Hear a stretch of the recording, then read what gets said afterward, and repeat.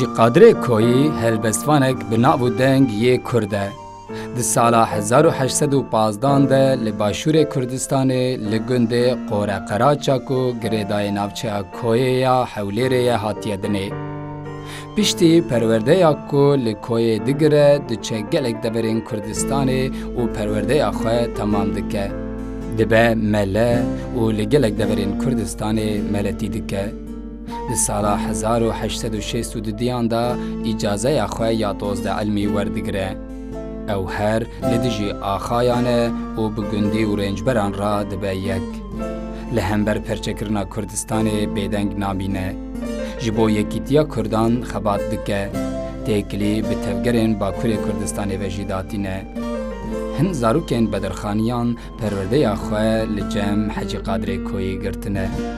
Di helbestên Hacı Kadrê Koyî de netewperweriyek wisa heye ku navê xanî yê duyem lê tê kirin. Em dikarin bêjin ku destpêka edebiyata modern ya Kurd Hacı Kadrê Koyî ye. Bi sedan helbestên wî hatine weşandin.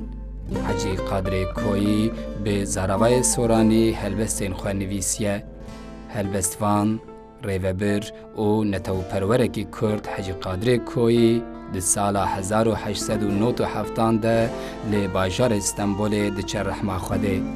Tê gotin ku gora wî li goristana Qaraca Ahmedê ya li Stenbolê ye.